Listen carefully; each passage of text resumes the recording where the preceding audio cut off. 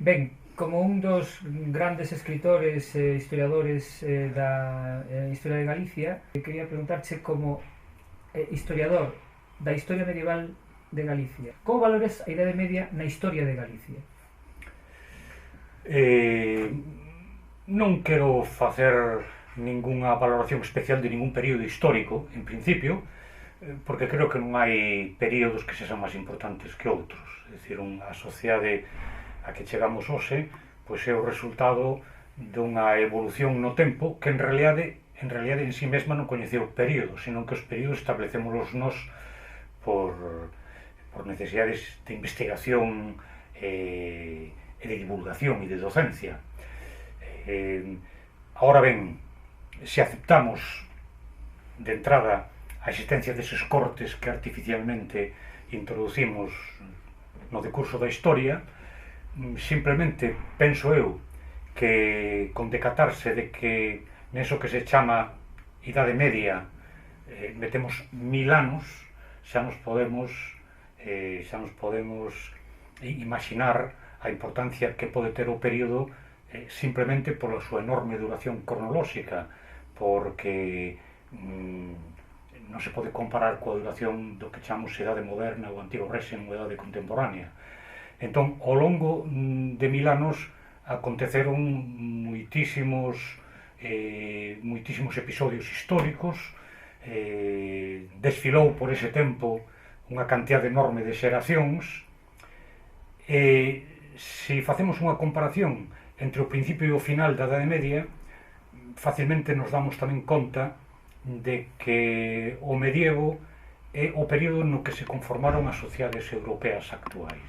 É verdade que nós temos unha herencia impagable coa antigüedade clásica, con Roma, que somos aínda moi romanos, pero certamente esta Europa de múltiples nacionalidades non existe antes da Idade Media, senón que xustamente a partir da desaparición, digámoslo así, da desaparición daquela estrutura política chamada Imperio Romano, é a partir de aí cando os distintos asentamentos de povos en diferentes lugares e a recollida dos pousos previos, dos substratos e a introdución de novos abstratos nesas sociedades vai configurando o que é a Europa actual.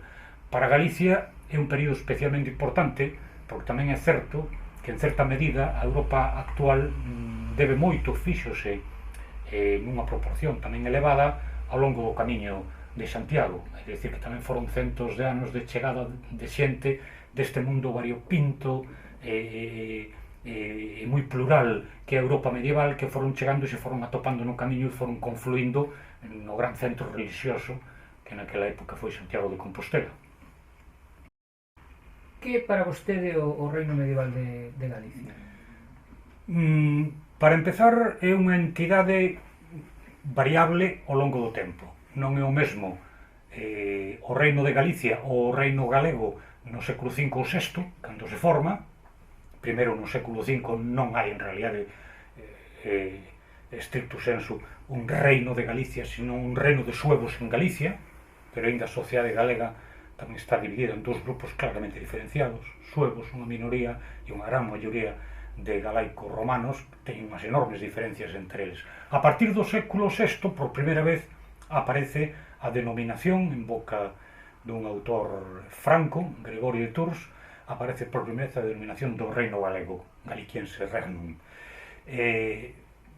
Ese reino de Galicia, que xa hai que chamar así, porque as fontes é así como lle chaman, ese reino de Galicia do século VI, pois non ten moito en común coa Galicia da era compostelá do século XII, da época de Xelmírez, ou cando é coroado en Santiago de Compostela como rei de Galicia Afonso Raimúndez, Afonso VII. E este reino de Galicia do século XII pois tamén é moi distinto do que se sigue chamando reino de Galicia, pero por exemplo no final da Idade Media, no século XV. É un reino de Galicia que non ten reis propios. E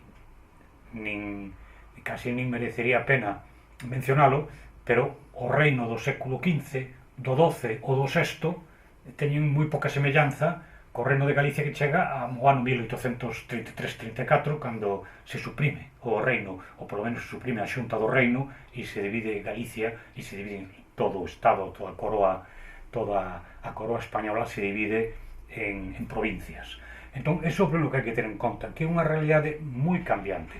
Se nós, por reino, o que facemos é transferir anacrónicamente a realidade actual do que entendemos por reino, o Estado moderno, con as institucións determinadas, un monarca que é xefe do Estado, na Idade Media non era exactamente así, era distinto, era reino, pero era de outra, organizábase de outra maneira. Entón hai notables diferencias. E tamén algo que é imprescindible considerar desde o primeiro momento que falemos do Reino de Galicia é que o Reino Medieval de Galicia non se corresponde territorialmente á Comunidade Autónoma de Galicia. Nin a República Francesa de hoxe se corresponde ao Reino Medieval de Francia, nin a España de hoxe se corresponde ao que era a península no século XII ou XIII. Ningún Estado europeo que se conformaron fundamentalmente durante o antigo réximen e a partir do século XIX, ningún Estado europeo mantén fielmente os seus límites territoriais co que podía ser o Reino Medieval. Pero é importante telo en conta, porque non é extraño que haxa xente que quera transferir a Idade Media a existencia dunha Galicia con reino propio. Ben, pódese facer. Quizás é útil non sustituir o nome de Reino de Galicia, pero sí, posiblemente, poñelo un paralelo con outra denominación que sería da Galaecia. Estamos falando da Galaecia. É un territorio distinto. En realidade é o que tamén outras a gran cantidade de fontes, efectivamente, a partir dun momento determinado van chamar, pois, por exemplo, Reino de León. Era un reino sobre a Galaecia romano-sueva, máis ben, porque incluía o norte de Portugal, que era Lusitania en época romana. Era a Galaecia Lusitania romano-sueva, que tiña capital en León. Entón, iso tamén creo que é interesante consideralo, as grandes diferencias. Eso non obsta para que nos aquelo lle chamemos, como ademais lle chaman as fontes medievais, Galicia. Nos consultamos as fontes medievais, tanto propias como externas, e aos reis, que tradicionalmente se les chamou reis de León, tamén se chaman reis galegos e reis de Galicia, porque era Galaecia. Vostede ten un libro que se titula precisamente O Reino Medieval de Galicia. Sí. Como chega vostede a ese libro?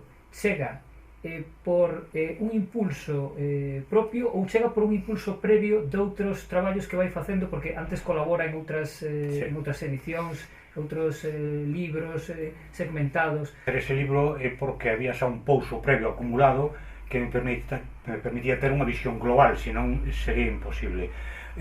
O libro non foi iniciativa miña, debo dicirlo, senón un encargo editorial, un encargo dunha colección de historia que facía daquelas a editorial que tamén publicaba a Nosa Terra, o periódico semanal a Nosa Terra, e publicou unha colección de historia de Galicia que sacou múltiples volumes, e un dos que pensaron os editores que compría facer era unha visión global da Galicia medieval como reino.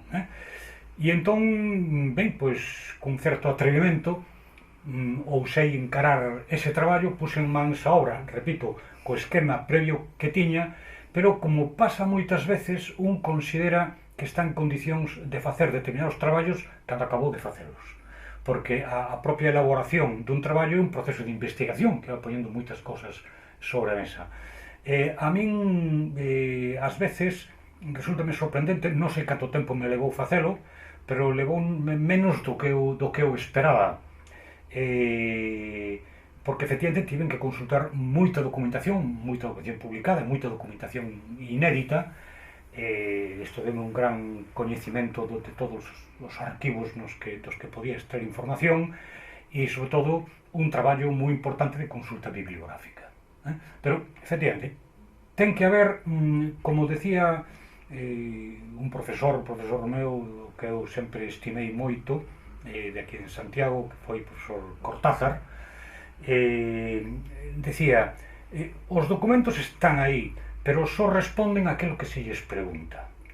É dicir, ti podes ler un documento medieval e non sacar nada del, ou sacar informacións distintas da que saca outro con outras preguntas.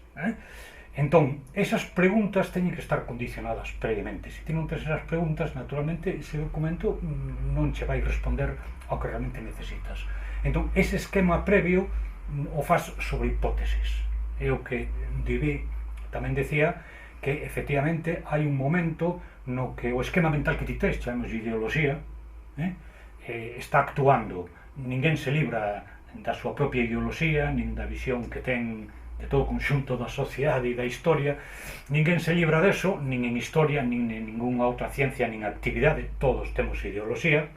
Ninguén se libra deso, e isto é o que vai a permitir que ti encares determinado traballo, que se cadra, se tiveras unha maneira de pensar distinta, encararías outro. Por exemplo, se eu fose López Ferreiro, me interesaría moito pola historia da Igrexa. Por que? Porque sería un coengo da catedral e, en fin, sería o mundo eclesiástico o que me interesaría.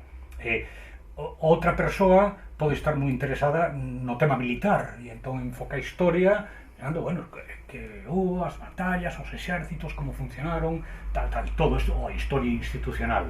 Eu, efectivamente, teño unha preocupación previa pola historia de Galicia, en xeral, e as miñas consultas documentais e bibliográficas foronme revelando que o reino medieval non era simplemente un nome, que aí atrás dese nome había algo máis, e tiña eses datos previos, que estaban condicionados, exactamente, permitindo elaborar unhas hipótesis.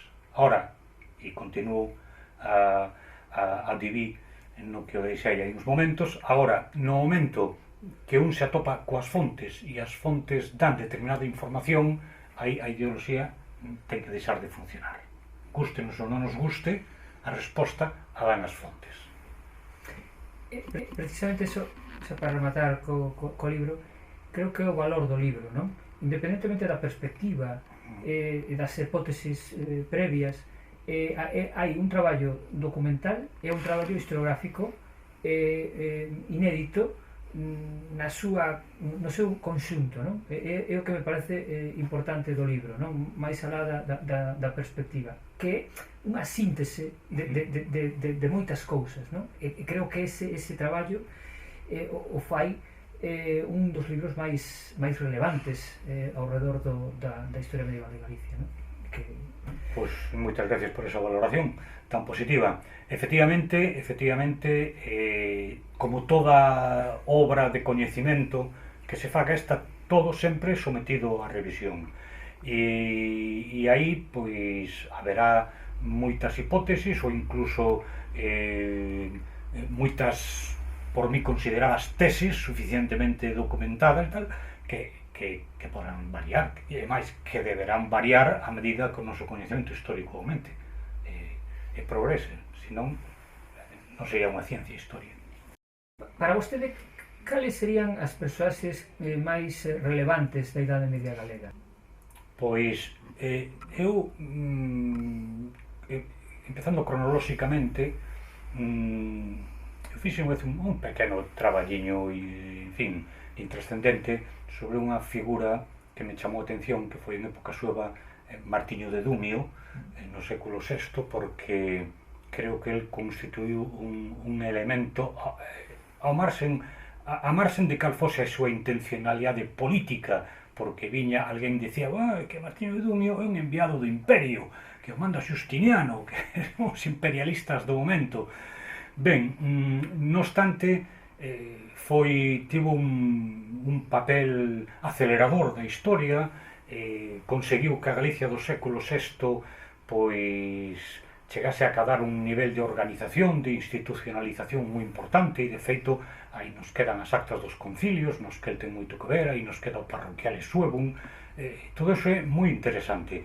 Entón, eu fixe un libriño nunha ocasión sobre Martiño de Dumio, e non sei como conseguí unha das típicas estampas religiosas, que cando era pequeno había moitas, e unha era de San Martiño de Dumio, a puxen aí. Sempre digo, este é o meu santo favorito, eu son devoto de San Martiño. Parece que é un personaxe moi interesante.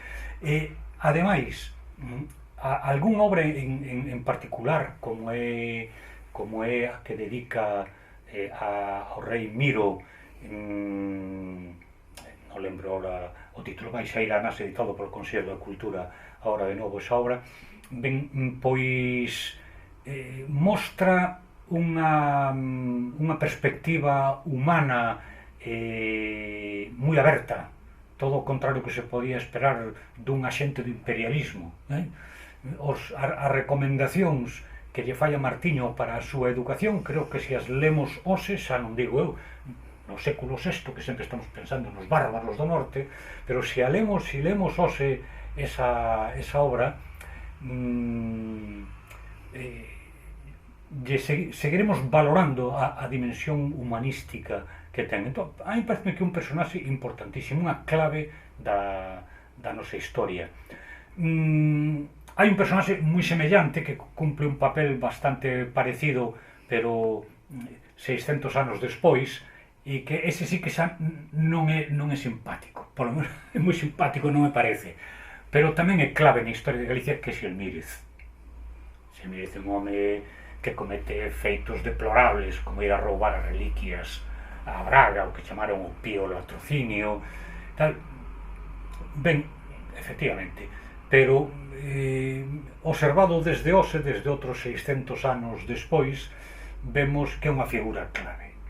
É verdade que a historia trata de sociedades e de individuos tratan as biografías, pero hai individuos que teñen unha influencia histórica moito maior que outros. Non todas as persoas teñen a mesma trascendencia histórica. Xelmírez Ativo, entón tamén me parece un personaxe clave, porque puso en marcha todo o proxecto Xacobeo, conseguiu facer de Santiago unha cidade metropolitana, unha igrexa metropolitana.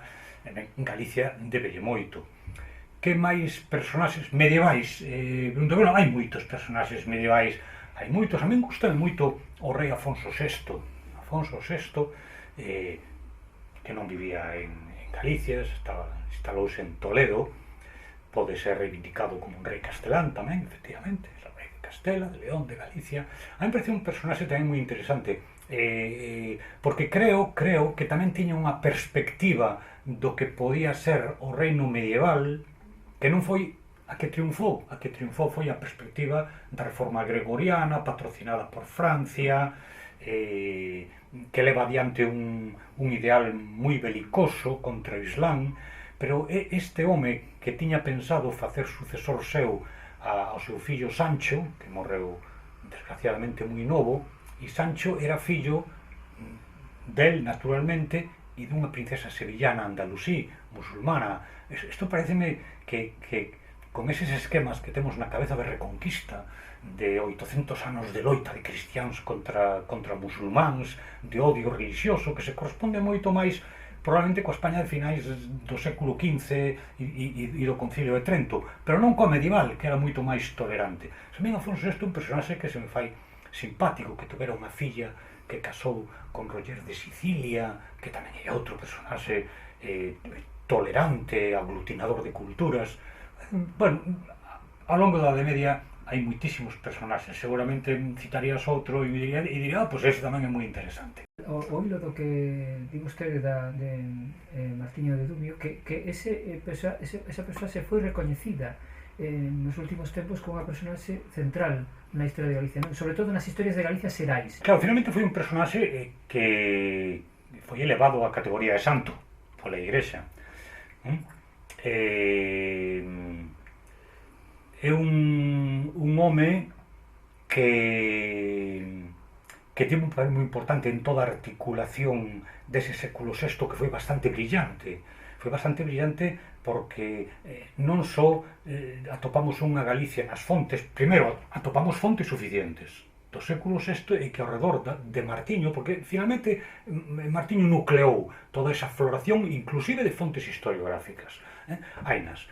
E aparte de que nos atopemos cando pasamos do século V ao VI, nos topamos cunha Galicia institucionalmente madura e florecente, por detrás, ou mellor dito, en paralelo, hai tamén todo un movimento cultural, con figuras que escriben, poetas, en fin, hai toda unha produción moi importante en Galicia ou fora de Galicia sobre Galicia. os cronistas visigodos, desde Xoán de Víclaro, Isidoro de Sevilla, ou os franceses, o poeta Venancio Fortunato, Gregorio de Tours, ou seja que é normal que se dese importancia a Martiño, porque é certo que desde o século V ao século VI atravesamos un período de 80 anos de enorme escuridade historiográfica, en que desaparecen as fontes. Antes temos, no século V, temos a Idacio, pero unha vez que Idacio remata a crónica, non hai nada. E de pronto, a mediados do século VI, aparecen ao redor de Martiño de Dumio. Non é casual. Entón, é lóxico que se conceda esta importancia. Cales considera vostede que son os acontecementos máis importantes na Idade Media galega? Un acontecemento moi importante, desde logo, o establecimento dos suevos, porque establecense aquí antes de que remate o Imperio Romano, ocupan a provincia da Galicia, estabilizan un reino sobre a provincia da Galicia e parte da Lusitania, e este é o arranque da historia do reino medieval. Entón, eso é importante, desde logo. Depois había que chegar a valorar en algún momento a importancia como repercusión que pudo ter para Galicia a irrupción do Islam, que pon fin ao reino visigodo, no que Galicia estaba incluída, sobre que demasiada información acerca de Galicia non temos nese período visigodo, pero non parece que fose nada traumático, pero isto vense abaixo porque chega o Islam, digamos así. Prefiro decir que chega o Islam a decir que chegaron os árabes. Chegado os árabes nos orienta cara a unha interpretación sempre invasionista. Non sabemos se chegaron os árabes ou simplemente chegou unha corrente ideolóxica que foi o Islam con árabes ou sin árabes. Entón, isto tivo tamén moita importancia. Por qué? Porque indubidablemente o Islam non chega a Galicia. Iso está claro. O Islam non chega a Galicia. Por tanto, ese tamén pode ser o punto de arranque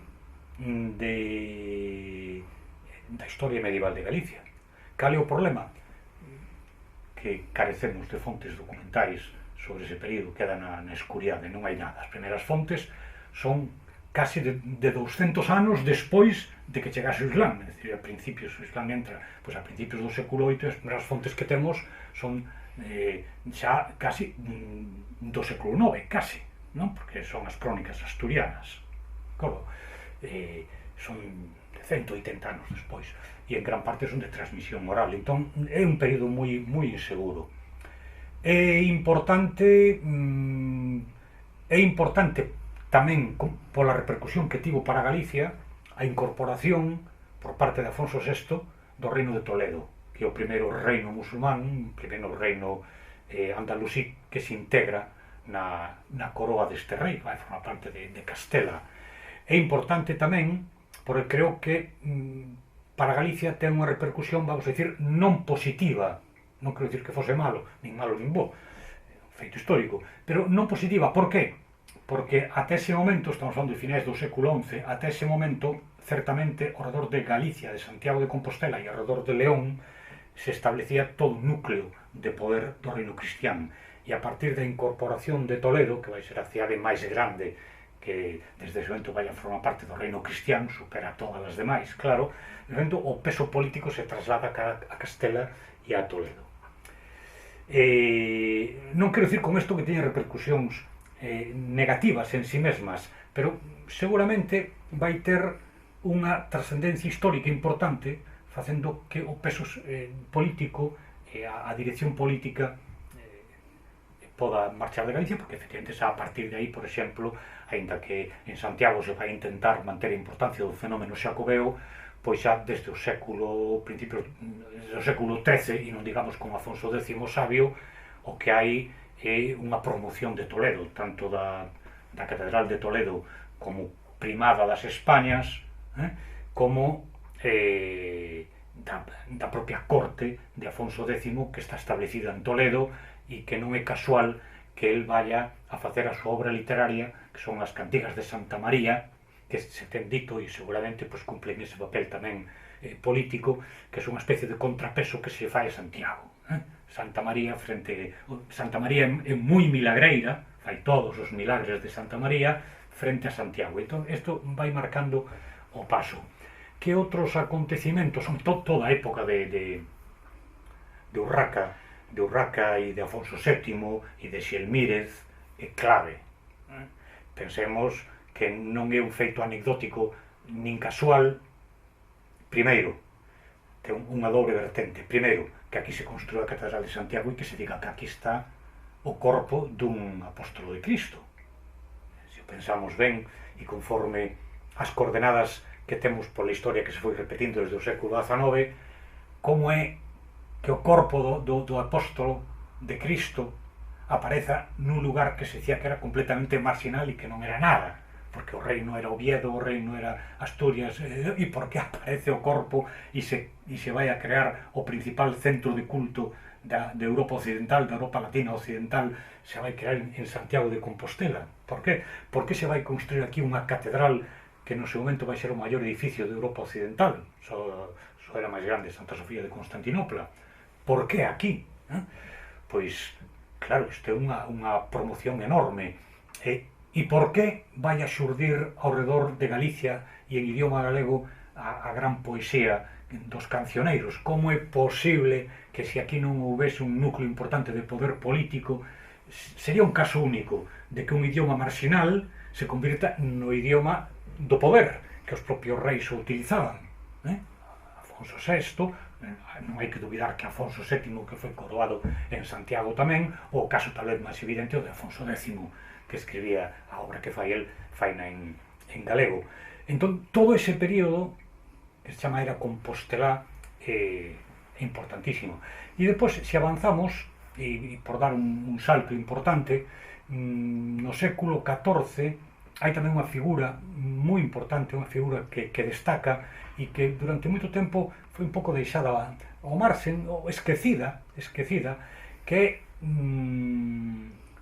non só unha persoa, senón son varios irmáns que forman unha liñaxe, a liñaxe dos Castro, a casa son van a ser condes de Lemos, de Trastámara, a casa dos Castro, porque ese parece que nun momento determinado propoñen un proxecto alternativo o que se estaba impoñendo na corte central de Castela, proxecto que eu no momento definín como un proxecto atlántico, atlantista, porque primaba relacións con Portugal, con Inglaterra, estamos na época da Guerra dos 100 anos, orientábase cara aí.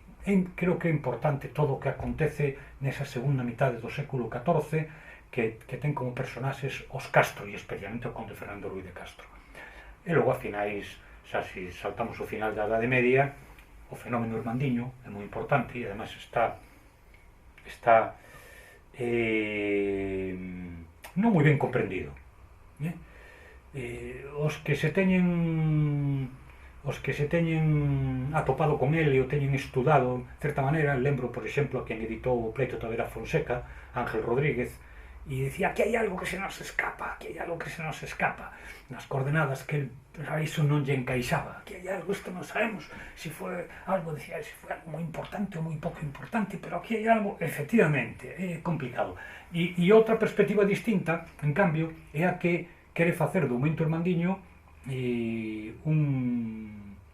iba a dicir unha reproducción, pero non, bueno, si, sería unha reproducción retrospectiva, tirando para atrás, unha revolución dos movimentos revolucionarios do século XX. A revolución irmandiña foi unha revolución, ali tivo que ser o pobo, os campesiños que colleron os fuciños e se dedicaron a atacar os nobres e a asaltar os castelos, e tampouco foi así. Foi unha revolución, foi un momento popular, pero hai que ver que entendemos por popular e por revolución naquele momento. Foi un momento importante. Bueno, e logo hai moitos máis, porque a historia é importante toda ela no seu decurso. En canto ás institucións, cales cree vostede que serían reseñables, salientables? En Galicia, unha institución fundamental foi a Igrexa. Eu creo que se temos que resaltar algunha institución, e sobre todo, cando empeza a haber conflito, que é casi unha situación permanente durante a Idade Media, o conflicto que pode haber entre o poder eclesiástico e o poder nobiliar laico. hai momentos en que os nobres, a nobreza condal parece que consigue unha determinada posición, pero son momentos moi breves e sempre que acaba triunfando é o poder eclesiástico. É un poder moi importante e que ademais define o que vai ser a Galicia posmedieval. O poder da Igrexa define a Galicia do antigo réxime, sin dúbida ninguna. O poder da nobreza tamén, claro, tamén outra institución sería a nobreza en sí mesma, pero hai que destacar que mentres que a Igrexa sí que é unha institución orgánicamente concebida, con toda a súa estrutura xerárquica e tal, a nobreza é dispersa, realmente. Os concellos urbanos, a partir da súa aparición, a partir do século XII, sobre todo na Baixa Idade Media, teñen tamén un papel importantísimo. Por exemplo, se falábamos da Revolución Irmandiña, non é cos labregos cos que hai que conectala, senón co movimento urbano, cos concellos urbanos. Son moi importantes tamén, claro está. E é de destacar que, como ten observado, pois non sei neste momento se en algún traballo o fai precisamente Pejerto Saavedra, dase a circunstancia un tanto aparentemente contradictoria de que Galicia como reino vai ter unha institución propia xustamente a partir do final da Idade Media e non durante a Idade Media, cando realmente é máis reino, por así decirlo. Cando Galicia queda integrada na monarquía dos Austrias primeiro, ou cos reis católicos xa, pois era un reino totalmente desarticulado e que Galicia non tiña unha institución propia, non a tiña. A institución propia, a institución monárquica estaba en León. Os reis non residían na Galicia actual, estaba en León. Creo que non se lle prestou moita atención ao desdobramento da monarquía que está en León ou despois en Toledo, onde sexa, en Castela, cara a Galicia, que son os adiantamentos, o adiantado maior do rei en Galicia. Creo que está pouco estudado. Non sei se chegaban a ter unha cámara, unha oficina, ou se era un órgano meramente unipersoal. Pero, en realidade, Galicia, ata que se integra de maneira plena no final da Idade Media e perde personalidade política e se integra na monarquía, ata ese momento, curiosamente, non ten un organismo propio. E a partir de aí sí que o ten, porque os reis católicos crean a Xunta do Reino, que é a primeira institución que realmente articula e sirve de núcleo ao reino de Galicia, e o vai ser ata o século XIX. Vostede é un gran coñecedor das fontes de Galicia. Cales cree vostede que son as fontes máis relevantes? As máis relevantes, vamos a ver, depende do enfoque que fagamos desas fontes. A mí, por exemplo, resultame moi interesantes, porque teño traballado un dos temas sobre os que empecé traballando e sobre o que fixen a miña tese, a miña tesina previamente, é a historia urbana. Entón pareceme que as fontes puramente urbanas dan unha información moi viva, moi variada, moi próxima a nós como cidadáns, mentres que as fontes eclesiásticas céntranse máis no mundo eclesiástico e os que non somos curas pues quedamos un poquinho máis alleos, non nos sentimos como tan propio. Entón eu creo que as fontes urbanas. Cal é o problema das fontes urbanas? Que na súa inmensa maioría perderonse. As fontes urbanas medievais galegas perderonse.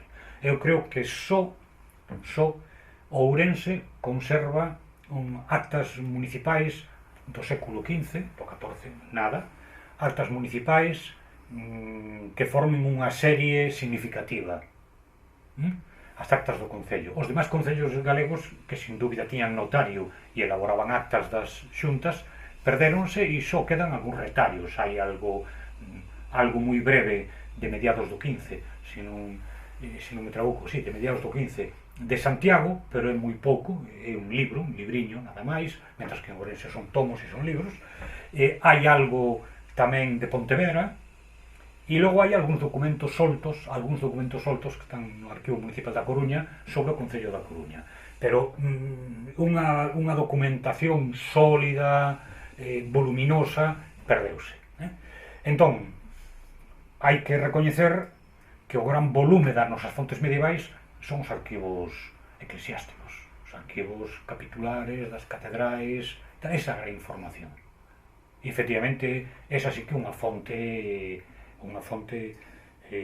moi caudalosa e que está por traballar, además, en gran medida, porque permanecen inéditos moitos dos nosos documentos medievais. Sobre esta cuestión, sobre as fontes e sobre todo sobre a cuestión máis dos materiales escritos, historiográficos, etc., é parte da súa reflexión no seu último libro, non? A Desmemoria do Reino de Galicia, que escribiu co profesor Andrado, non? Fan aí un repaso que leva a brochar a tese que defende, non? Da desmemoria do reino, non? Sí, e efectivamente non é porque non haxa fontes, e inclusive porque gran cantidad desas fontes, polo menos algunhas que son significativas, non fosen coñecidas, porque os nosos primeiros historiadores, vamos decir, contemporáneos, Burguía, Viceto, López Ferreiro, empezan a traballar cando se está desenvolvendo a historiografía contemporánea en toda Europa, son puntuais neso. Pero despois hai un esquecemento, por exemplo, o reino suevo foi sistemáticamente esquecido, teñense elaborado por toda Europa historias dos diversos reinos xermánicos e poden aparecer os máis insignificantes reinos anglos, xutos e de por aí, pequenísimos reinos de moi escasa duración, poden aparecer outros reinos tamén menos importantes, pero o primeiro reino que existe en Europa, que foi o reino suevo, e que además ten cerca de 200 anos de existencia, e que además ten unhas fontes moi importantes, crónicas moi importantes, elaboradas dentro e fora de Galicia. Sin embargo, pois, non sempre se estudou como moito como un apartado dentro do capítulo do reino visigodo. Sempre dentro do reino visigodo. Non se deu entidade propia. E, sin embargo, as fontes existen e están publicadas, as crónicas de Ignacio, de Isidoro e tal, e, en fin, as demais fontes están publicadas, as actas conciliares, o parroquiales suevum, todo está publicado. É verdade que logo as fontes que podemos considerar puramente medievais, do reino medieval, alto medieval, na Alta Idade Media hai poucas, o século VIII, IX prácticamente carecen de fontes, no século X e máis, empezan a medrar de maneira moi acelerada, e como dixen eu vintiño, gran parte destas fontes son inéditas, hai que ir aos arquivos a ler os documentos, está habendo xustamente agora, nestes últimos anos, está habendo un traballo moi importante de publicación, anos, incluso décadas, de publicación de fontes, pois as riquísimas fontes monásticas. Claro, gran parte destes documentos durante moito tempo foron inasequibles a moitos investigadores cos medios que había, para empezar porque non estaban aquí, a desamortización levouse todos os arquivos monásticos para Madrid.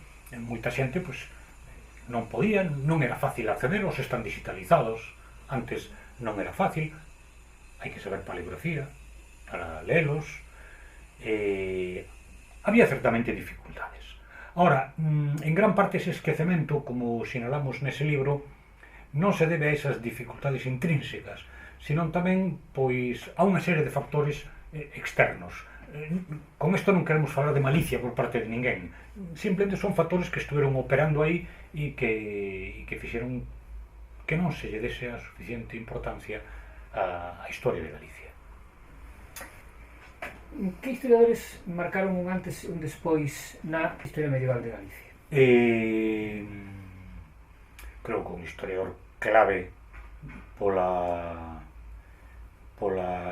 súa capacidade, pola súa metodoloxía, pola fiabilidade do traballo que nos ofrece sobre o período medieval en concreto, é López Ferreiro, Antonio López Ferreiro, coingo da Catedral de Santiago. El ten, como comentamos no momento, el ten tamén unha visión previa, ten unha posición ideolóxica ultraconservadora, moi integrista, carlista probablemente, e el o que quería era demostrar a prevalencia dos dereitos do arcebispo de Santiago como primeira autoridade que debía haber en Galicia, que máis dereitos tiña, e por iso ponse mans a obra, e o que el quere elaborar é unha historia da Catedral de Santiago.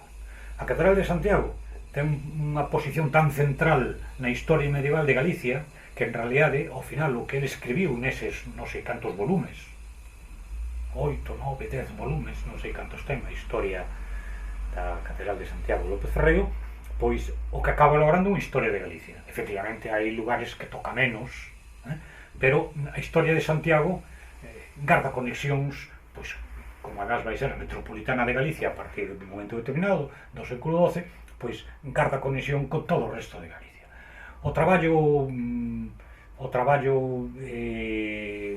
que fai López Ferreiro é moi sistemático, é moi fiel ás fontes, e ademais non só, aínda que sí predominantemente, as fontes escritas, el coñece moi ben esa documentación, sobre todo da Catedral de Santiago, xa digo que é inédita, el publica moitos deses documentos, expón ao alcance de futuros investigadores, a metodoloxía sistemática que sigue, ademais de consultar as fontes escritas, pois tamén bota man das fontes artísticas, é capaz de ligar, pois, por exemplo, a arte compostelá co período que se está historiando, xa que é un historiador clave.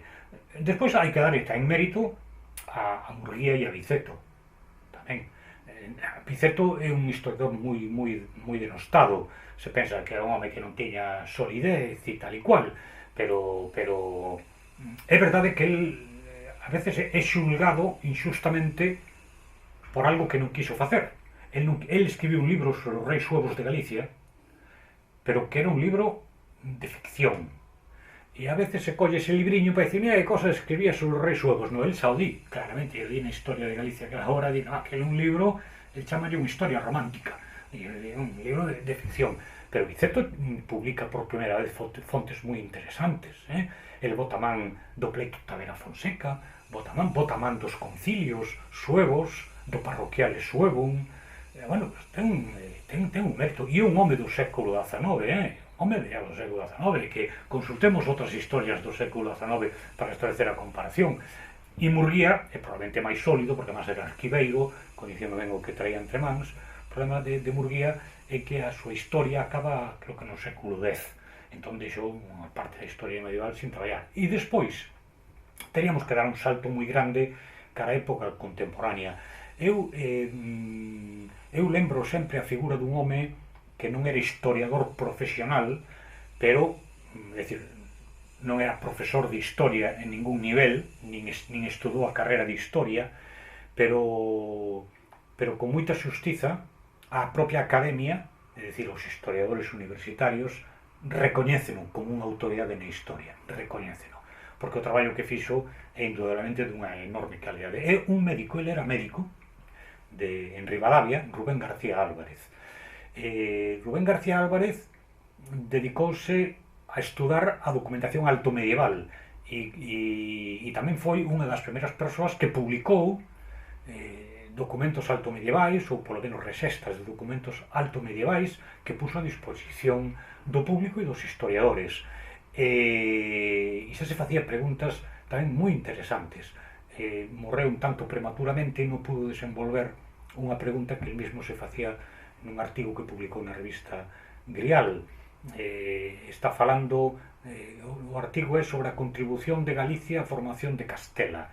E entón, claro, el aí atópase cos documentos que el trataba e que era un gran coñecedor, ata tal punto que moitas veces os xuizos que el fai sobre os documentos, a valoración que fai, se son fiables, se son falsos, se están interpolados, acéptanos, porque era un gran coñecedor. E vendo os documentos, fai unha pregunta no final dese artigo. E que decir daquela Galicia que en realidade era Galicia como se coñecía aquel territorio e non se coñecía co nome de León ou de Castela. As fontes chamabanlle Galicia a ese territorio. O sea, que el chegou a ver algo aí que non pudo desenvolver, pero un home de gran mérito. Despois hai toda unha nova xeración de historiadores a partir da década dos 70, os que se formaron na década dos 70, os formados na década dos 70 na universidade, e os que foron aflorando e que están traballando agora, xente nova, que xa ten todos un mérito e un traballo curricular que por descontado. Ten vostede algunha opinión da historiografía de antes do XIX? De antes do XIX eran historias concebidas dunha maneira distinta e tamén moi importante, sempre botamos mans delas, especialmente das historias, bueno, algunhas inclusive elaboradas xa no século XVI, traducidas despois. Pois estou pensando na historia de Mariana, que creo que se publica a finais en época de Felipe II, creo, no século XVI en latín, e despois se traduce ao castelán, e durante moito tempo vai a cubrir un valeiro que hai na historia de España, e é que ata o século XIX realmente non se elaboran historias de España modernas. Será, por exemplo, a historia de La Fuente, de Modesto Lafuente, pero até ese momento non había, e polo tanto que se fai é traducir e reeditar a historia de Mariana. Claro, a historia de Mariana basease nas fontes que tiñan o seu alcance e ten un enorme mérito. Felipe de la Gándara en Galicia, Felipe de la Gándara, que fai a historia que elabora el é unha especie de reivindicación do mérito de Galicia, porque claro, no antigo réximen Galicia vai ocupar unha posición moi subsidiaria, xa o nome de Galicia e de galegos inclusive tiña xa unha carga negativa, e entón hai unha serie de persoas, Prudencio Sandoval, hai varios historiadores que queren reivindicar.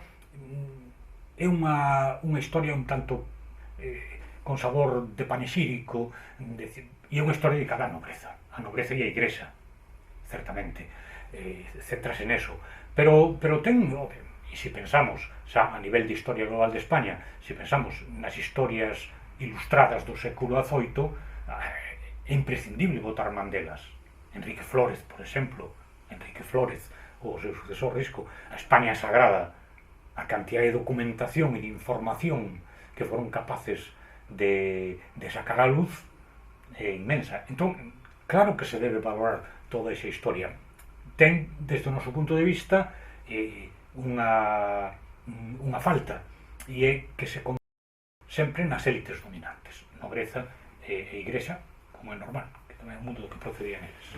Vostede cree que a historiografía galega, en conxunto, adaptouse ás exigencias do método equivalente á escrita da historia europea, sobre todo despois? Sí. Ve así, que sí, que non? Como ve? Home, creo que o cambio, eu tamén que lle teño un afecto persoal moi especial a profesor Cortázar, pero creo que foi el, tivo unha estancia moi breve, trasladouse, non sei cantos anos botou aquí, pero non moito tempo. Eu creo que da man de Cortázar, que é un home que sigue as novas correntes historiográficas da segunda metade do século XX, xa inclusive antes do remate do franquismo. Eu estudei con el antes do remate do franquismo, nos anos justamente previos, 73, 74, por aí, non? Este home introduce dúas correntes metodolóxicas que teñen moitos puntos en común, non? Unha é a corrente que chama a corrente dos anales francesa, de Lefebvre, de Marblot, en fin, toda esta, que é unha historia que fuxe de privilexiar exclusivamente a historia institucional e lle dá moita importancia aos elementos económicos, aos elementos demográficos, aos elementos sociais, procura coordinar todo isto para facer unha historia total que chama, non? Isto cheganos aquí, no departamento medieval nos chega por parte de Cortázar, hai que dicir que en outros departamentos, como é o departamento de Moderna, chegou por outras vías, por outros profesores, en paralelo. Cortázar, ademais, en cambio, tamén ten o mérito de que, mentras que noutros lugares esta outra corrente non está moi ben vista, Cortázar sí, e a corrente marxista. En realidade, entre a historia francesa dos anales, entre a metodoloxía dos anales e a historia do materialismo histórico do marxismo, hai moitas concomitancias, son inseparables, e realmente todos apelan finalmente ao mesmo, hai os elementos económicos, tal. Entón, é outra maneira de facer historia que antes a historia meramente institucional. O sea, é normal que calquer traballo de historia que se faga, como decía Duby, que non era precisamente marxista, pero tamén utilizaba os elementos metodolóxicos marxistas, decía, bueno, pues, o marxismo os métodos marxistas constituyen un útil moi importante de investigación histórica.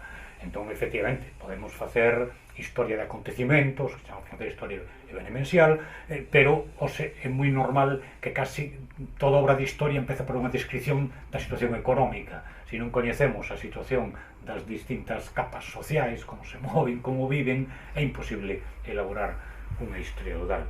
Entón, eu creo que sí que desde a segunda mitade dos anos 70, nesa época que corresponde moi ben, como apuntabas, co final da ditadura, se está renovando a historiografía, os métodos historiográficos, e nos estamos poñendo ao nivel do que se facía por Europa. Para empezar, porque en realidade toda a bibliografía que utilizábamos nesa época era a bibliografía que nos chegaba fundamentalmente de Francia, porque daquelas inglés non sabía casi ninguén, nos chega de Francia, e un poquinho máis adiante empeza a chegar moi interesante, ainda que menos coñecida, e creo que sigue sendo toda a historiografía inglesa, a corrente importante, incluso norteamericana, e en algúns casos de Europa Oriental, aquelas obras que podían estar traducidas, que se o por la Coviturcula, para nós foi importantísimo, un par de obras dela. A soviética prácticamente nada, moi poquinho nos chegaba por algunhas recensións ou por traballos de conxunto de artigos de un e de outro, algo nos iba chegando, pero fomos poñendo o día, e creo que iso é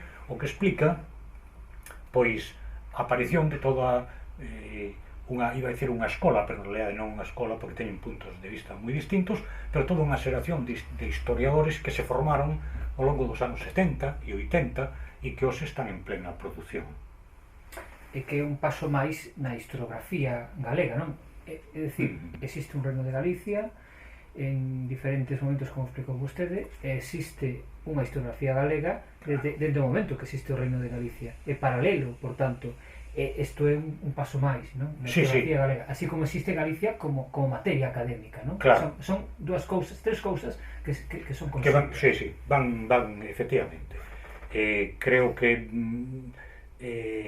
deronse, sobre todo a nivel universitario, pasos importantes na introducción de materias de historia de Galicia. En secundaria, no propio congreso que acabamos de celebrar, botabas en falta ese elo, esa ponte entre o que é a fase de investigación académica e a fase de divulgación por medio do ensino secundario. Claro, é difícil. No mundo universitario estánse realizando traballos de investigación moi monográficos, moi concretos, pero ese material non pode ser utilizado no ensino secundario, porque o profesor de ensino secundario non está en condicións, simplemente polas súas obrigas profesionais, de coller traballos publicados en revistas e construir síntese. Por iso é moi importante elaborar síntese que se podan ofrecer ao gran público. E por iso certas obras de síntese, efectivamente, teñen moito éxito editorial hoxe en día, pola carencia que hai. Creo que todo eso está a camiño de ser resolucionado. Como o caso de este libriño da desmemoria, non? Pois, por exemplo, o libriño da desmemoria, que se publicou, xa non sei, un par de anos, ou algo así, pero que leva por lo menos 5 edicións. Que papel teñen as mulleres na historia medieval de Galicia? Despois de visitar tanta documentación, que papel pode decir que teñen? Vamos a ver... Eu nesto non me deixo arrastrar polas modas, debo confesalo. Pero claro, a muller, a historia medieval, naquelo que ten trascendencia histórica, aquelo que é visible, porque finalmente é verdade que a historia fan as sociedades, pero non todo o que está ocurrindo no día a día na sociedade ten trascendencia histórica. E entón, aquelo que ten trascendencia histórica son acontecimentos moi relevantes. E nestes acontecimentos relevantes, que poden ser a nivel político, a nivel militar, pero tamén a nivel económico, nestes acontecimentos o protagonismo certamente o ten o home. A sociedade medieval está organizada desa maneira. Non quere dicir que as mulleres non cumplan o seu papel, pero pero vai ter menos trascendencia desde o punto de vista historiográfico, menos trascendencia. Por que? Pois porque descendamos ao nivel popular máis básico, por exemplo, ao nivel dunha sociedade urbana onde hai artesáns traballando, ou ao nivel dunha sociedade agraria, onde están traballando tamén homes e mulleres. Cada vez que hai que tomar unha determinada decisión, esa decisión está asumida polo patrefamilias, polo cabeza de familia. E iso é o que vai ter unha certa significación histórica, o que vai aparecer na historia. Se un artesán nunha cidade medieval ten que facer un contrato, é evidente que ese contrato afecta a familia e afecta a muller. Pero vai ser o home que o faga, porque o artesán é o home, e a muller o que ten é un traballo doméstico, ou un traballo nas hortas, que ten moita menos trascendencia. Na documentación tamén aparece, porque, ollo, se di home, sobre todo na documentación galega, vese que a muller ten un papel importante, como se fose unha sociedade moito máis matriarcal. En realidade é porque os que fan contratos son moi listos. E entón, cando se fai un contrato, por exemplo, de foro, o propietario, a igrexa, dunha leira, e vai arrendar ou aforar esa leira a unha familia campesiña. E afora a fulano de tal, porque o cabeza de familia, e aparece o seu nome, pero ao lado aparece o nome da muller. Por que? Pois porque a muller asume responsabilidades tamén, é dicir, se o home morre, queda a muller, entón ten que dar moi claro e tal. Entón a muller aparece, pero na documentación sempre nos aparece como muller de. Sempre muller de. Sería necesario que se dean determinadas circunstancias para que esa muller aflore como un personaxe con actividade histórica propia. Por exemplo, unha nobre que se convirta en herdeira dun patrimonio dunha liñaxe. Por que? Pois porque morreron os homes ou porque non hai homes. Entón, ela efectivamente asume ese papel. Pues penso agora no século XV, na Condesa de Ribadavia. Ou, por exemplo, que tamén por as determinadas circunstancias de sucesión da coroa, chegue a la coroa, que chegan. Porque hai mulleres moi relevantes tamén na historia. Que sei eu, pois Urraca, a nai de Afonso VII, ten un papel importantísimo ao lado de Xelmírez. Un papel importantísimo, Urraca. Porque nas circunstancias puseron a ela de raíña. Estou falando do século XII. No século XI hai un personaxe tamén fascinante que é a esposa de Fernando I. Fernando I, que era castelán navarro e que vai chegar a ser rei en León, polo tanto rei de Galicia e León, vai chegar rei. Por que? Porque se casou con Sancha, porque Sancha era irmá do anterior rei de Bermudo III. Bermudo III morre e a coroa pasa a Sancha. E a historiografía contemporánea sempre falou de Fernando I, pero se imos os documentos medievais, vemos que sempre son Fernando e Sancha, Sancha e Fernando, Fernando e Sancha, Sancha e Fernando. E é máis, que algunha crónica o deixa moi claro. Sancha, nos din literalmente, ad quem regnum pertinebat, a quen pertencía o reino. O reino, realmente, Sancha non era a raíña consorte, senón que o famoso Fernando I de Castela, ele era o rei consorte, porque a raíña era Sancha. Entón hai personaxes femeninos moi potentes, moi fortes. Afortunadamente temos aquí en Santiago, na Biblioteca Universitaria, o famoso libro, o libro de horas, que se chama de Fernando Sancha, e que mellor se debía chamar de Sancha Fernando, porque foi Sancha quen o encargou. É un destes magníficos libros iluminados medievais, está aquí na biblioteca, na biblioteca universitaria, na central, na biblioteca xeral, tal. E aí temos a figura de Sancha e a figura de Fernando. Entón, o papel da muller, sí, vamos a ver, en xeral, e resumindo e rematando, a muller na evolución da sociedade ten un papel parello ao home, porque a sociedade está formada por homes e mulleres en proporción moi semellante. Ahora ben, a trascendencia ou a aparición historiográfica da muller é moitísimo menor polo papel que na sociedade medieval se lle reserva a muller. Digamos, se reserva unha actividade doméstica e o home reservaselle unha actividade pública, entre outras cousas porque que importa as armas, non? Unha actividade pública, e esta actividade pública é a que ten en reflexo documental. Que opinión ten vostede sobre o coñecemento popular que hai en Galicia sobre a Idade Media galega?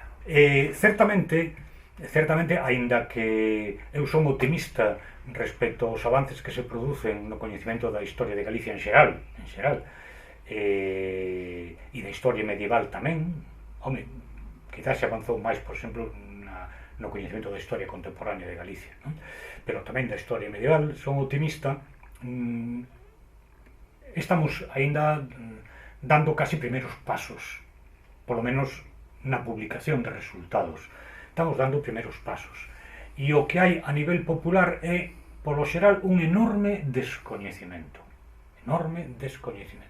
Eu estou seguro de que ningún escolar de Navarra ignora a existencia do Reino de Navarra. Para empezar, porque cando vas pola estrada en coche e entras en Navarra, xa che pon que entras no Reino de Navarra.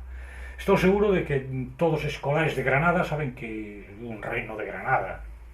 Non sei se o saberán os doutros reinos andalusís que tamén existiron, e máis de forma moi brillante, o reino de Toledo, o reino de Sevilla, non sei. Desde logo, con respecto á existencia da Galicia medieval, ignórase prácticamente todo. E moitas veces, cando queremos informar acerca da historia do reino medieval, a primeira pregunta que xurde é se realmente Galicia foi un reino. E a primeira pregunta que xurde, eso xa nos dá unha idea do descoñecemento enorme que hai. Certas cousas sí que poden soar, pois, por exemplo, suevos, bueno, soa, tampouco se sabe ben o que son. Eu creo que o da Revolución Irmandiña tamén se coñece, algo que sabe. Xelmírez non ignora a ninguén tamén, bueno, pois existiu Xelmírez, o arcebispo Xelmírez, pero unha visión global e a entidade de Galicia como reino na Idade Media non trascendeu aínda a opinión pública. Xa para rematar, cree vostede que houve mitos históricos ou historiográficos galegos ou non galegos que marcaron o entendimento e a escrita da historia medieval de Galicia? Tanto non sei como marcar, que hai mitos desde logo. Eu tamén son un reivindicador do mito, no sentido seguinte: creo que o mito primeiro cumpliu a súa función como coñecemento das sociedades por parte de si mesmas. As sociedades interróganse desde sempre, os grupos humanos interróganse acerca do seu pasado. Entón, se deste pasado non hai unha información fidedigna por outras fontes, elabóranse mitos. Os mitos, ás veces, o que fan é trasladar de maneira conxelada, aí en conserva, trasladar determinadas informacións que foron pasando ao longo dos séculos e dos milenios e chegan transformadas en mitos.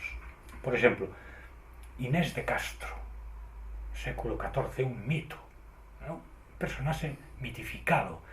Todo o mundo sabe, moita xente sabe, porque tamén tivo tanto tratamento literario. Inés de Castro casou co príncipe portugués, entón o pai ordenou o seu asesinato, mataron a Inés de Castro, e entón o príncipe, cando chegou a rei, fixo que se enterrala, sentouna no trono, e fixo que todos os nobres que non a quixeron no seu mento lle foran a bicar a man o anel de raíña, ali o cadáver, e hasta hai elaborados dibuxos góticos actuais, aquela man esquelética, os nobres ali, é todo un mito.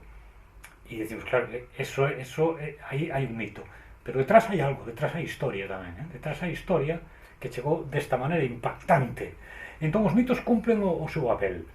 É importante, de todas maneiras, e sobre todo desde a perspectiva da historiografía contemporánea e mesmo da cidadanía contemporánea, que queremos presumir ter unha mente crítica e moi racional, é saber distinguir que é o mito e onde remata o mito e comeza o logos, que sei, non? Entón, Pardo de Cela é outro dos típicos que sempre se di: mito da historiografía galeguista, Pardo de Cela. Pardo de Cela cortaronlle a cabeza por opoñerse a un proxecto político, por defendendo os seus propios intereses, non hai dúbida ninguna, e entón, pois, o galeguismo fixo un mártir de Pardo de Cela. Mártir foi. calquera que lle corten a cabeza, pois podemos dicir, por lo menos un ingrediente importante tivo. Non todos os nobres acababan así, por rebelión, incluso o máis normal era que se chegase a unha restitución. Entón, el ten aí certos elementos, efectivamente, míticos. Claro, sexamos conscientes de eso. A partir de aí, efectivamente, elaboráronse ás veces certas, vamos a chamar simplemente opinións, porque non se pode chamar tampouco tesis ni siquiera hipótesis historiográficas. Ten as opinións de si que Pardo de Cela defendeu os dereitos de Xoana de Portugal. Por lo menos eso non aparece en ningún sitio. Entón, cuidado, eso non o podemos decir. Pardo de Cela foi o héroe defensor do reino de Galicia, de independencia de Galicia. Non, Pardo de Cela non defendía nada deso, porque tampouco nada deso se defendía naquele momento, nin se cuestionaba, non? Entón, aí non. Entón, é moi importante sabelo. Agora, que collemos a figura de Pardo de Cela e facemos un roteiro de Pardo de Cela, e vamos ali a camiñar polo monte, e visitamos o monte, e o castelo inexpugnable onde se defendeu por traizón, e o puderon tomar, senón de... Vale, todo eso está moi ben, é moi bonito. É verdade, hubo un castelo que foi destruído, e hubo un asedio, e hubo tal e cual. Pero, ollo, hai que saber onde se debe parar. Ou, por exemplo, un personaxe que pode ter certo paralelo, ainda que ten, creo que ten moita máis entidade, que é Fernando Ruiz de Castro, no século XIV. Pues foi un home efectivamente moi leal ao determinado proxecto político de Pedro I, sempre se opuso aos que se chamaron os Trastámara e loitou contra eles e defendeu tal, e tivo unha posición en Portugal e despois en Inglaterra e tal. Pero tampouco se pode decir que por que facía todo isto? Porque defendía a soberanía e a independencia de Galicia. Non, aí xa entramos no mito. Eso vale para unha novela histórica, pero non vale para a historia. Entón, os mitos están aí, teñen a súa utilidade, son además un elemento que está aí e que hai que valoralo, e hai que ver que rendabilidade ten, tal. E tamén é útil como fonte histórica, porque xeralmente onde hai un mito, detrás do mito de Berogán hai algo. Igual hai algo tras do mito de Berogán, é dicir, movimentos por mar, algúns que a mellor que van de Galicia a Irlanda ou de Irlanda a Galicia, sabese que había conexións, algo hai. Entón, é útil. E todas as culturas teñen mitos, todas, absolutamente. Agora, o que decía, hai que poñer unha fronteira entre mito e historia.